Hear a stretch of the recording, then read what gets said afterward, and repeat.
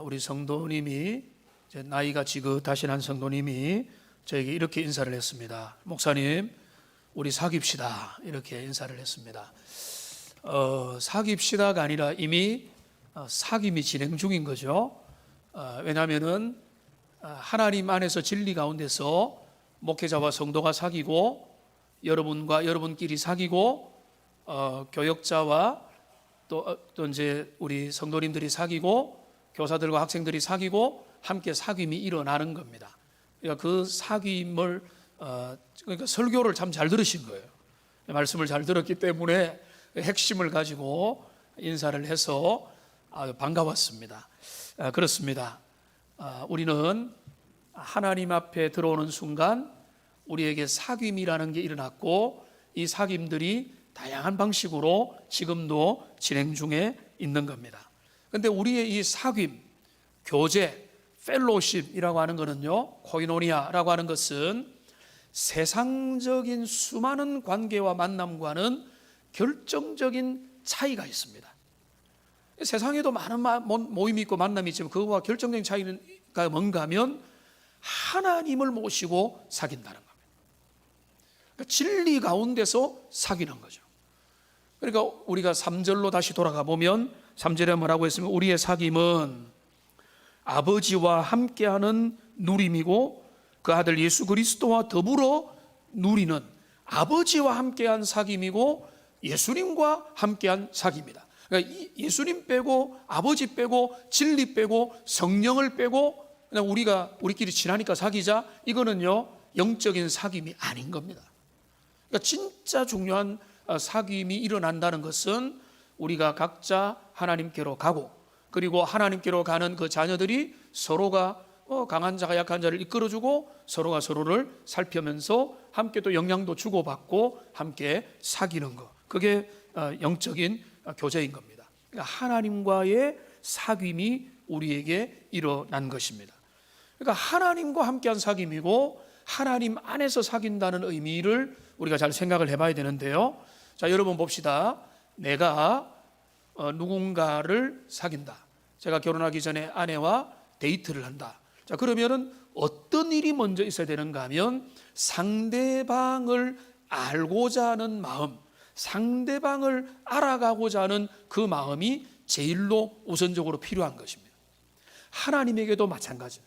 우리가 하나님을 사귄다고 할 때 하나님을 막연히 전혀 그 미지의 어떤 초월자로만 아는 분들은 사귐은 일어나지 않아요. 그냥 하나님이라는 분이 계실 수도 있다, 조심해야지, 죽고 나서 고생하면 안 되지, 이 정도만 생각하는 거죠. 그런데 하나님과 사귀는 사람은 하나님이 어떤 분이고, 그분이 무엇을 좋아하시고, 그분이 무엇을 싫어하는지, 그분의 성품과 그분의 속성과 그분의 이름들을 알아가는 거죠. 그런데 그게 성경에 쭉 나와 있는 거죠. 우리가 성경을 많이 알면 알수록 하나님이 어떤 분인지를 그 사귐 속에서 알게 되는데요, 요한은 그 많은 하나님에 대한 이야기 중에서 아주 중요한 이야기를 하나 알려주십니다. 그러니까 하나님이 어떤 분이냐, 그분을 사귀려면 그분을 잘 알아야 되는데 하나님은 어떤 분이냐, 오늘 5절에 보시면은 말합니다. 하나님은 빛이시라 라고 말하는 거예요. 한번 따라합시다. 하나님은 빛이시라. 그러니까 하나님을 대해서 내리는 정의 중에서 아주 우리가 잘 아는 그 정의가 뭔가 하면 하나님은 빛이 되신다는 겁니다. 참 빛이 되시는 거죠. 이거를 좀 더 근원적으로 찾아보면은 반사하는 빛도 아니고요, 아주 작은 어떤 그런 어떤 유사한 빛들도 아니고, 빛을 만드신, 세상의 모든 빛들을 창조하신 빛의 근원이 되시는 참 빛이 되시거든요. 이거를 요한은 미리부터 알고 있었기 때문에 요한복음 1장 9절에서 이렇게 말합니다. 참 빛, 그 세상에 와서 각 사람에게 비치는 빛이 있었다. 자, 예수님이 하나님이시잖아요. 그 하나님이신 예수님이 어떤 분이라고 합니까? 참된 빛이라는 거예요. 유사적인 빛, 그냥 반사하는 빛, 다른 빛의 조명을 받는 그런 빛이 아니라 그 근원으로서 빛을 내는 자체 발광하는 그 빛, 그 참 빛이 바로 하나님이시라는 겁니다. 근데 이 하나님이 참빛이기 때문에 신천신지 새롭게 마지막 날에 이루어질 그 나라에 가면은요, 심지어는 뭐라고까지 이야기하는가 하면은 태양이 필요 없다고까지 말합니다. 요한계시록 22장 5절에 보면 이렇게 말하죠. 다시 밤이 없겠고 등불과 그 다음에 보면은 햇빛이 쓸데가 없다. 왜냐하면 하나님이 그들에게 친히 그 근원이 되시기 때문에 그 모든 그 하나님의 구속된 백성들에게 비추어 주기 때문에 태양이 필요가 없을 정도로 하나님은 빛의 근원자가 되신다는 겁니다. 근데 이 빛이 우리에게 찾아왔습니다. 그리고 그러면 놀라운 일들이 일어나게 되는 겁니다.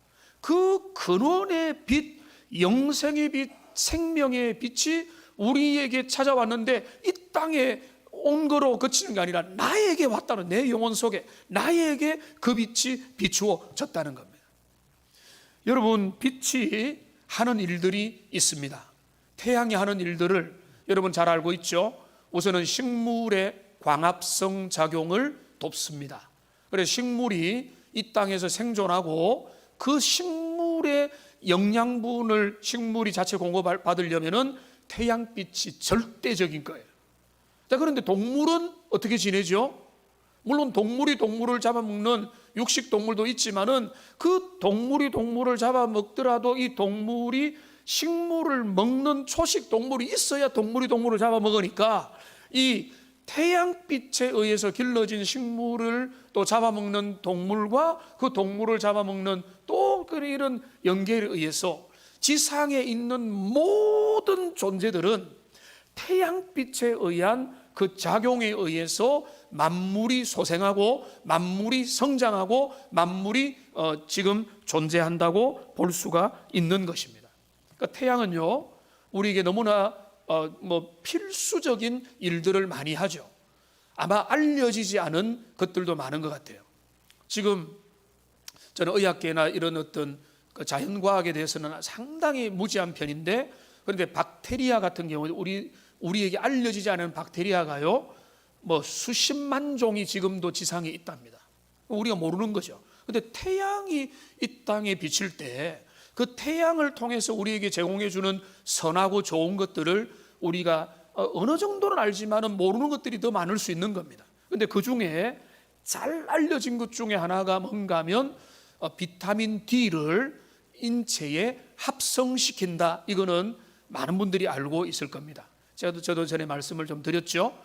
태양빛은 사람들에게 일상적으로 정기적으로 쬐면은 그 태양빛을 통해서 사람 몸에 비타민 D를 비롯한 좋은 것들을 만들어내어서 활력을 넘치게 만들고 생기가 있게 만들고 그 사람의 모든 좋은 에너지를 창출하는 그런 기능을 한다는 거죠. 그런데 요즘에 어떻습니까? 햇빛 보기를 싫어하잖아요. 그늘로 다니고, 그리고 대한민국 햇빛을 안 보고 그늘로 다니면 장점이 있죠. 어떤 장점이 있습니까? 피부 관리에 좋습니다.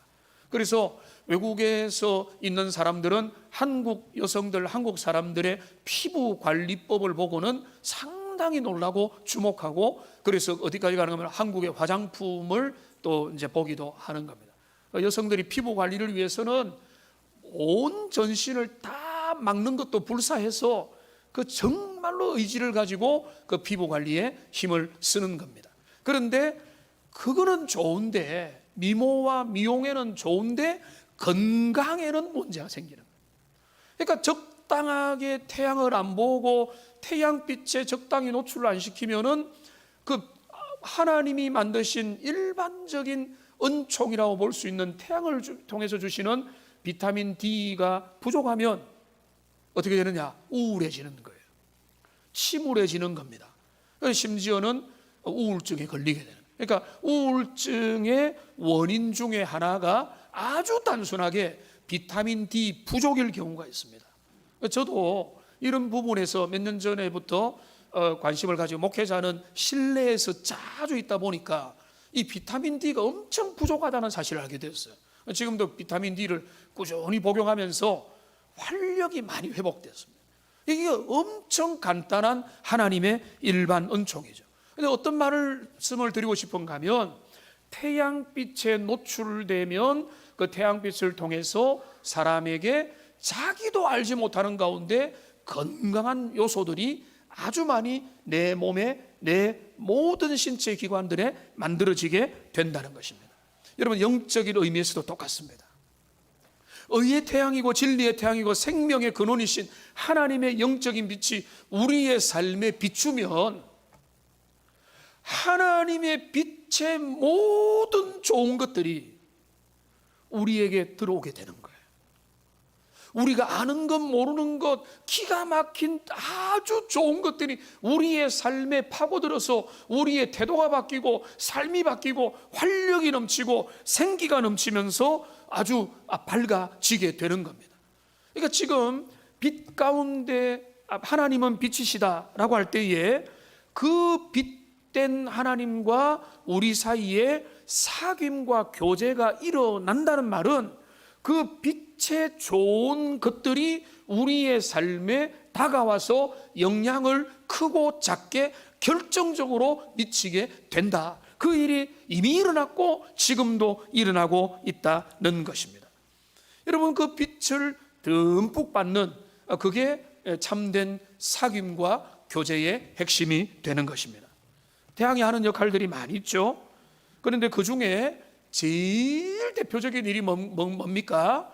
밝게 하는 역할입니다. 그렇죠. 빛이 비치면 어두웠던 곳이 밝아지게 되는 겁니다. 주변이 환하게 되는 것입니다. 어둠을 밝히는 겁니다. 어두침침한 곳은 왜 그렇습니까? 빛이 비치지 않았기 때문에 그런 것입니다. 그런데 진리의 빛이 내 내면에 들어오면은 내 마음의 어둠이 밝아지게 되고, 그리고 아주 환하게 되는 것입니다. 그뿐만 아니죠. 이 빛이 들어오면은 어둠 가운데 있는 것이 밝아지면서 드디어는 생명이 자라나게 되는 겁니다. 어릴 때 우리가 생각해 보면은, 제가 어릴 때도 이제 볕 좋은 날에는 어떻게 합니까? 빨래를 마당에 빨랫줄에다가 해서 쫙쫙 걸으면은 몇 시간 안에 이게 쫙 마를 뿐만 아니라 거기에 바로 뭔가 멸균, 그 다음에 여러 가지 좋지 못한 균들도 다 태양빛에 의해서 몇 시간 노출만 돼도 죽이니까 아주 좋은 효과가 있는 거죠. 그러니까 이 태양빛에 의해서 의의 진리의 빛이 우리의 영혼을 비추면 우리의 속에 있는 좋지 못한 면역력을 잃어버리게 만들고 세상의 죄 가운데 허덕이게 만드는 그 모든 것들이 소멸되는 그런 능력들이 그 은혜의 빛 속에 이미 다 들어있다고 볼 수가 있는 것입니다. 그러니까 천하의 만물이 지금 따뜻한 봄빛을 받으면은 봄빛 가운데서 만물이 소생하고 자라는 것처럼 의의 태양빛이고 진리의 빛이 우리의 영혼에 비추어 나면은 그 영혼은 두말할 것 없이 은혜롭게 아름답게 저절로 생명력 있게 자라나는 역사가 일어난다는 것입니다. 이 3월의 봄날에 하나님의 의의 빛이 우리의 심령에 비추어서 우리의 내면이 자라고 환해지고 건강해지고 주님 앞에 은혜로 자라는 그 축복을 여러분 모두가 누리게 되시기를 주님의 이름으로 축복합니다. 여러분, 이것이 하나님과 사귐에 대한 요한의 정의입니다. 하나님은 빛이다. 그 빛이 우리에게 다가와서 우리와 하나님 사이에 사귐이 일어났다. 그러니까 지금 그거를 요한은 풀어서 설명하는 거죠. 그거를 우리가 차근차근 따라가 봅시다. 7절을 보십시오. 7절을 보시면은 그가 빛 가운데 계신 것 같이 우리도 빛 가운데 행하면 우리가 서로 사귐이 있고. 자, 그가 빛인데 빛이 우리를 비추어서 우리가 그 빛 가운데 노출되면 사귐이라는 게 일어나게 된다는 겁니다. 우리의 영혼에 햇빛이 비치게 되는 거죠. 그러니까 예수님을 믿으면 사람이 왜 달라지는가 하면 이전에는 침울하고 우울하고 자존감도 낮고 죄와 세상과 연약함과 신세 한탄하고 부모를 보고 조건을 보고 주변을 보면은 나는 세상에서 실패한 인생이다, 저주받은 인생이다 하면서 정말 살 맛이 없는데, 복음을 만나면 은혜의 햇빛이 내 영혼을 비치면 그런 것 저리 가라고 하나님 앞에서 인생을 제대로 발견하게 돼요. 근데 이 말씀을 준비하면서 찬양이 진짜 어울리는 찬양이 있더라고요. 그게 바로 찬송가 428장이더라고요. 너무나 똑같은, 그러니까 이 찬양은 그냥 책상에 앉아서 기록할 리가 없는 영혼의 고백의 찬양입니다. 이 1절 가사에 보면 이렇게 되어 있어요. 내 영혼의 햇빛 비치니 주 영광 찬란해. 그러니까 내 영혼의 햇빛이 비치니까 주의 영광이 찬란한데, 이 세상 어떤 빛보다 이 빛이 더 빛나는데요, 주의 영광 빛난 광채 내게 비춰 주시옵소서. 주님, 그 얼굴의 빛이 내게 비추어지면 결론이 뭔가 하면 그 밝은 얼굴 배울 때 나의 영혼 기쁘다. 여러분, 이런 영적인 은혜를 매 순간 자주 경험하시기를 주님의 이름으로 축원합니다. 여러분, 주님의 빛이 내 영혼에 비추어지면요, 환하게 되는 거죠. 밝아지는 거죠. 기쁨이 회복되는 거죠. 환희에 넘치게 되는 거죠. 그 마음이 은혜와 기쁨과 희락으로 넘치게 되는 것입니다. 내 영혼이 하나님 앞에 아주 밝은 상태로 나가게 되는 것입니다. 그러니까 하나님은 빛이다. 그 빛이 우리에게 비추어서 우리가 하나님 앞에 빛으로 나가면 사귐과 교제가 일어난다. 그러면 우리는 누구냐? 우리는 어떤 사람인가 하면은 우리는 빛의 자녀가 되는 겁니다. 이게 또 성경이 연결되죠. 에베소서 5장을 봅시다. 에베소서 5장 8절에 보면은 이렇게 말하는 겁니다. 같이 읽겠습니다. 너희가 전에는 어둠이더니 이제는 주 안에서 빛이라, 빛의 자녀들처럼 행하라. 여기 보면, 자, 주 안에 빛이라, 빛의 자녀처럼 행하라. 자, 그러면은 부모가 자녀에게 잔소리하듯이 이렇게 해야 된다, 저렇게 살아야 된다, 이렇게 해야지, 저거 안 돼, 저거 돼 하는 율법주의적으로 도덕적인 교훈으로 가는데 그게 아니에요. 여러분 8절부터 11절까지 쭉 보시면은 여기 화면에 연결이 되죠. 너희가 빛의 자녀라, 빛이라, 빛의 자녀처럼 행하라. 자, 빛을 비추면 어떻게 됩니까? 빛의 열매가 나타나는 거예요. 자, 농부가 씨를 뿌려가지고 그 다음에 태양빛을 이제 잘 빛을 비추게 하고 물과 거름만 주는 거지, 밤새도록 자라는지 기다리는 게 아니잖아요. 어떻게 자랍니까? 어느새 자라는 거예요. 어떻게 자랍니까? 태양에 의해서, 물에 의해서, 산소에 의해서, 공기에 의해서, 토양에 의해서 저절로 자라는 겁니다. 빛이 비치면 빛 가운데서 착함과 의로움과 진실함이 열매로 나타나게 된다라고 하는 겁니다. 그러니까 10절 또 이어가면은 여기 뭐라고 했습니까? 그러면 어떤 자리까지 가는가 하면은 내가 어떻게 주님을 기쁘게 할까라고 하는 마음의 열망들이 생겨나게 되고, 결국은 어둠의 열매 없는 어둠의 일들을 점점 멀리하는, 그러니까 빛 가운데 빛이 나를 비추면 참빛이 비친 삶을 살고자 하는 열망이 저절로 나타나게 된다. 그러니까 지금 공부 안 하는 아이들 공부시키는 게 제일 어렵지만은 정신 차린 아이들은 가만히 하지 말아 해도 공부하잖아요. 은혜도 똑같은 거예요. 은혜를 받으면 끝나는 겁니다. 은혜 받으면 알아서 하나님 기쁘게 하려고 애를 쓰기 때문에 그런 것입니다. 그러니까 지금 이런 영적인 작용을 요한은 염두에 둡니다. 하나님은 빛이다.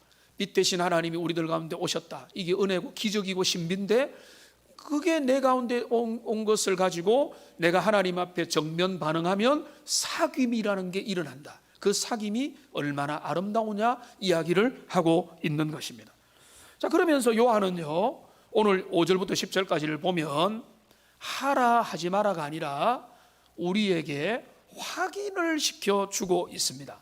오늘 설교 제목이 좀 이렇게 재미없죠. 사귐의 증거. 이게 아주 사전에 어떤 다큐멘터리도 아니고 재미가 없는데, 설교의 정확한 의미를 집어내기 위해서 이렇게 제목을 정했습니다. 증거라는 말은 뭔가 하면 확인하라는 겁니다. 자, 이러니까 이러니까 너가 살펴봐라 하는 것입니다. 이러면 이렇고 저러면 저러니까 너가 어떤 상태인지를 확인하고 돌아보고 점검하고 체크리스트로 삼아서 너를 살펴봐라는 것입니다. 몇 가지 확인해야 될 증거들이 요한이 있다는 겁니다. 하나님이 비치고 우리가 그 빛 가운데 들어가서 사귐이 일어난다고 할 때 증거들을 확인하라라고 이야기하는데요. 몇 가지 살펴봅시다. 먼저는 뭔가 하면 우리가 이렇게 질문을 던질 수 있습니다. 만일 우리가 예전과 달라져서 빛 가운데서 거하고 있다면, 빛의 자녀답게 살려고 애를 쓰고 있다면 그것이 우리에게 들려주는 의미가 뭐냐? 무엇을 증거하느냐? 좀 어렵죠? 우리가 예전과 다르게 세상과 다르게 살려고 한다면 그것이 무엇을 말하는 거냐? 그거를 요한이 먼저 말하고 있습니다. 7절입니다. 7절. 자, 7절을 같이 한번 읽어보겠습니다.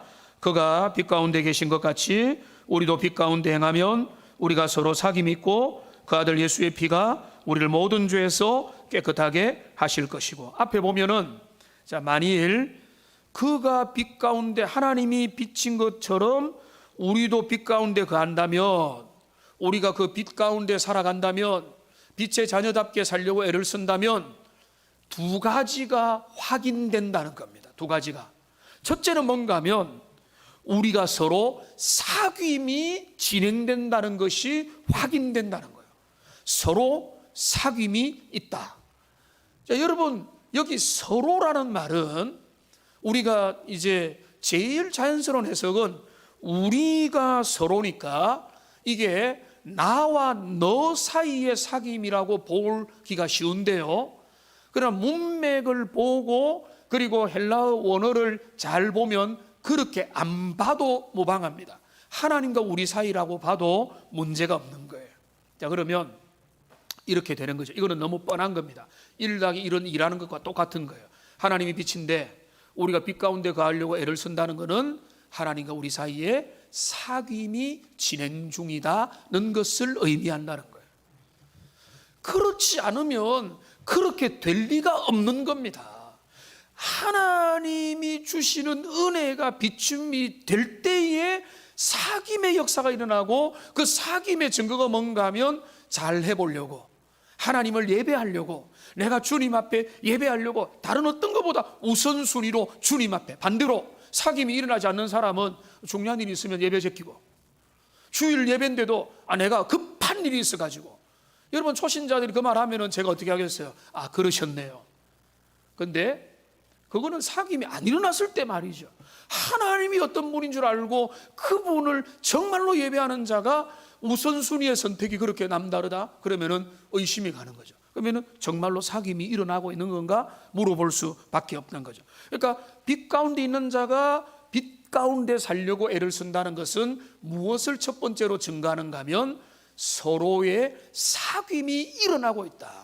여러분들 초신자들 중에도 나 예배 오고 싶고 말씀 듣고 싶고 하나님 이 시간 사모하고 주님 앞에 나와서 이 예배 시간이 세상에 어떤 것보다 가치 있다라고 느끼는 것 자체가 주님과 사귐이 일어나고 있는 겁니다. 부족하지만은 설교자를 통해서 그렇게 하나님이 은혜로 역사하고 계시는 거예요. 그게 첫 번째 증거예요. 사귐이 있다, 서로가.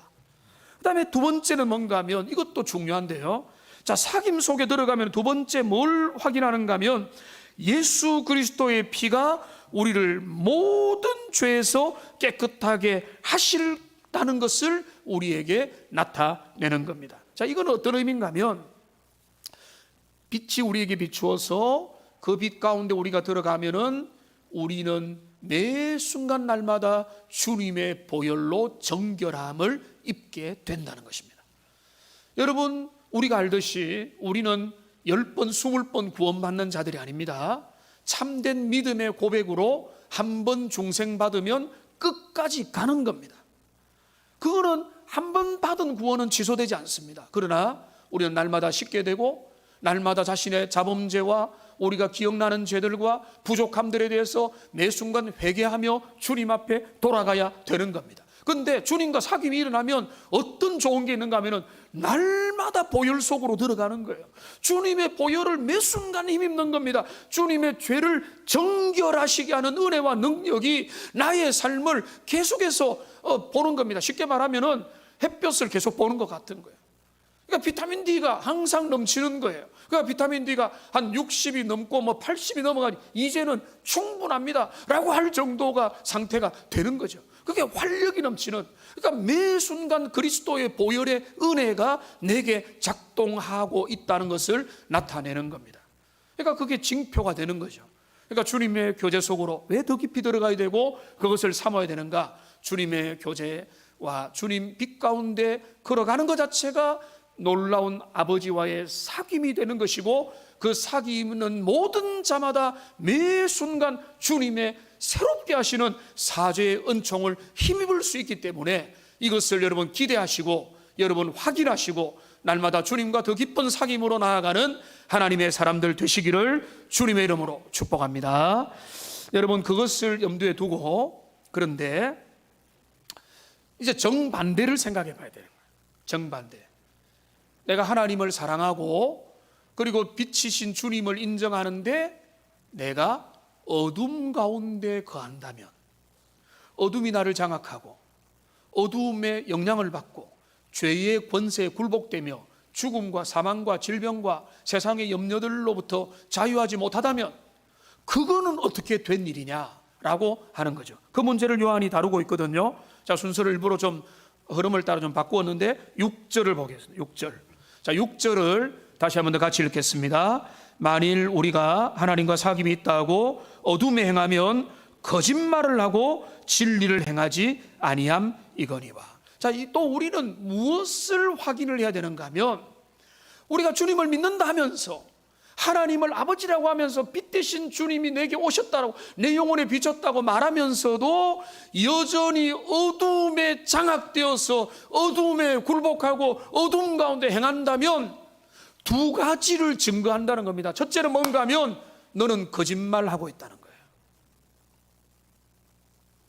거짓말을 하고 라는 말은 무슨 의미인가 하면 너 말은 진짜가 아니라는 거예요. 태양이 비친 게 아니라는 겁니다.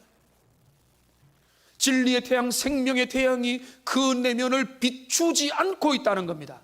둘 중에 하나죠. 처음부터 안 비쳤거나 아니면은 비춰가지고 지금 거듭났는데 시들시들해지는 것은 태양빛을 지금 지속적으로 공급받지 못하고 있다는 것입니다. 그게 바로 뭡니까? 거짓말을 하고 있는 거예요.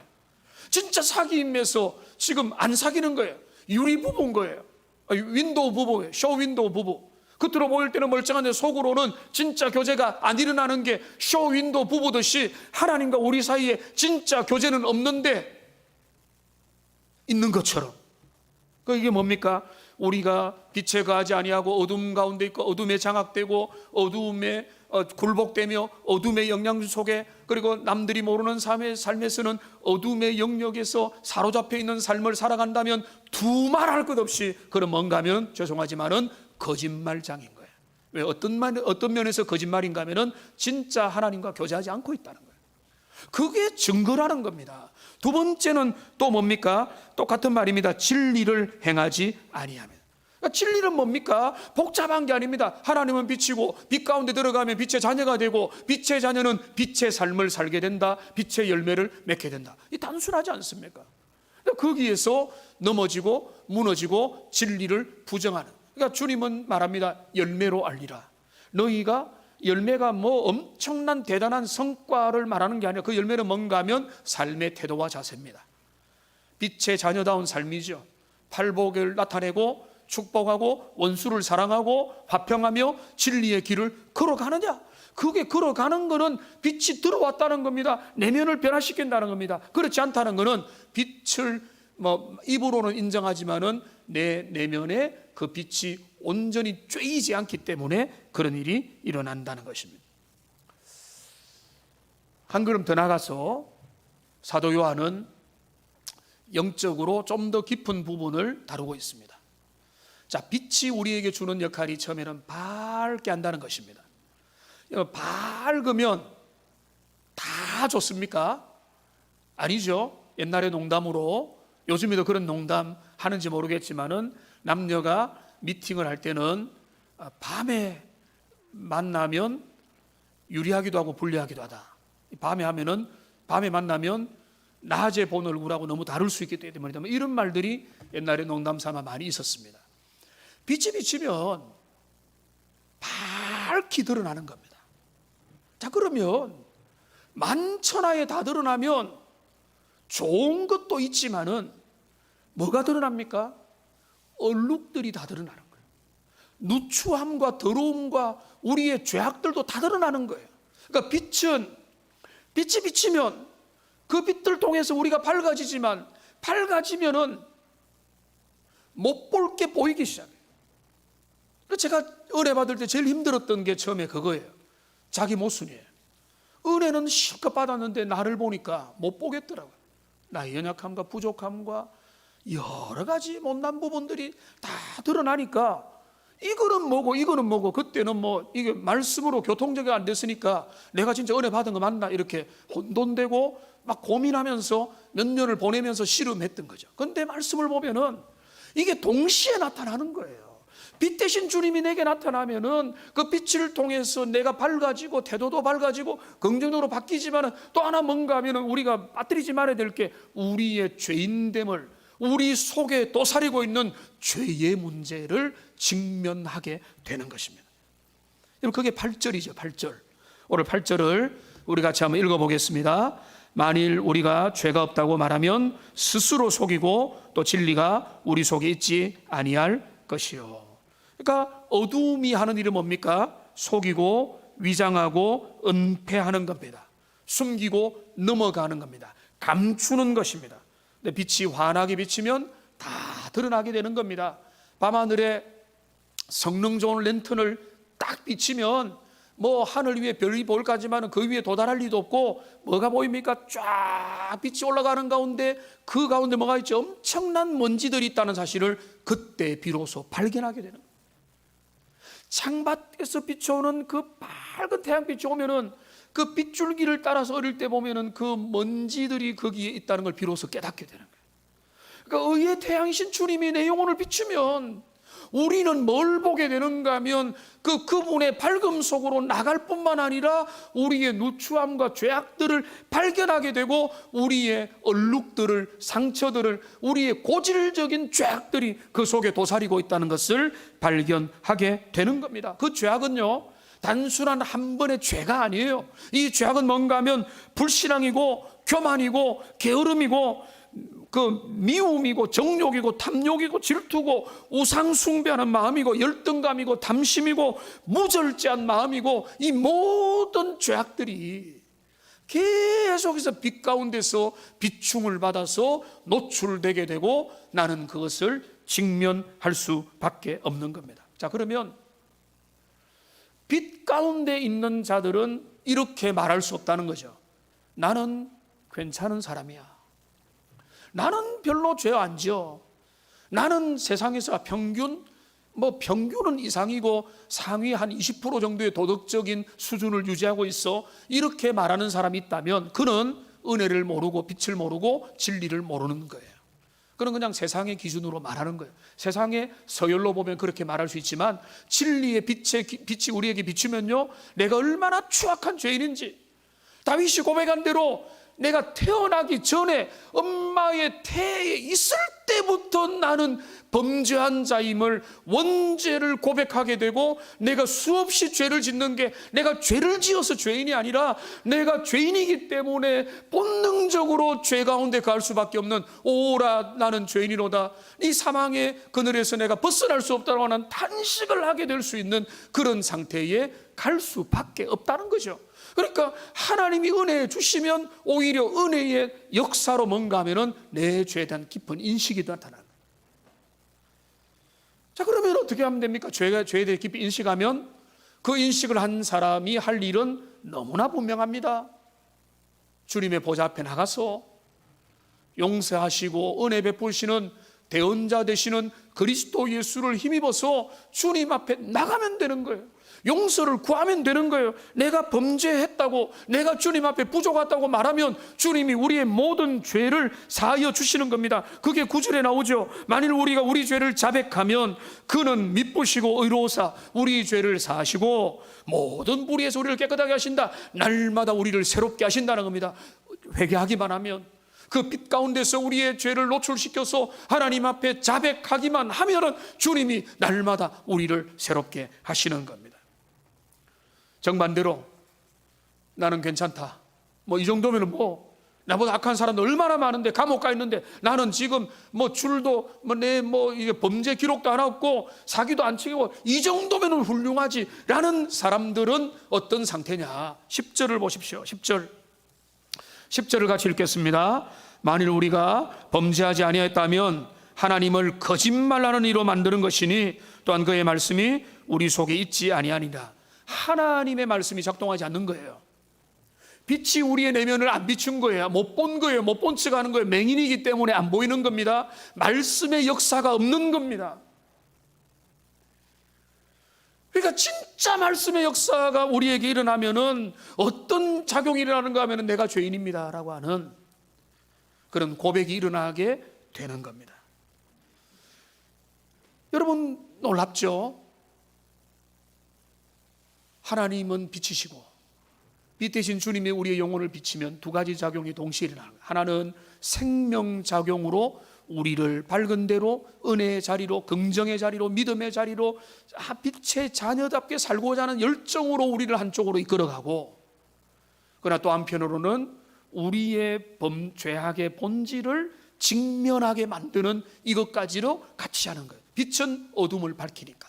그러니까 우리의 어둠을 보게 만들고, 그럼 어떻게 하면 됩니까? 그리스도를 의지하여 날마다 그 죄를 주님 앞에 아뢰면 그 보혈의 은혜로, 능력으로 날마다 우리를 새롭게 하신다라고 주님이 말씀하고 있는 겁니다. 내 말씀을 정리하겠습니다. 빛이 우리에게 들어왔다면 요한은 있어야 될 일들과 그리고 그렇지 않으면 말도 안 되는 일들을 여기에서 차분하게 설명을 합니다. 그래서 오늘 제가 사귐의 증거라고 했습니다. 증거는요, 유능한 그 검사나 변호사는 증거를 계속해서 드러내면서 그 유죄나 무죄를 확신하듯이 요한은 그 작업을 하고 있습니다. 빛이 너의 삶에 들어왔다는 의미가 뭐냐? 그거는 빛 가운데 들어간다는 것이고 빛의 삶을 살아간다는 것이고, 그 가운데서 어둠의 실체가 드러나면은 그거를 직면하여 고백하고 꼬꾸라지지 아니하고 주님 앞에 나가서 그 부분을 해결하면서 빛의 자녀로 살아가는 것이다. 너희가 그것을 확인하고 너희가 그 참된 사귐 속에 있는지를 점검하고 그 세계로 더 깊이 나아가라고 주님이 우리를 초청하고 확인하고 있는 것입니다. 이것을 통해서 여러분 확인하시고 빛된 그 자녀의 삶, 그 초월의 빛이 우리에게 오셔서 우리를 비춘 그 은혜를 오늘 지금 이 순간 그리스도의 보혈로 은혜로 누리는 하나님의 백성들 다 되시기를 주님의 이름으로 축복합니다. 기도하겠습니다. 살아계신 하나님 아버지, 오늘 주님의 복된 말씀을 우리가 받습니다.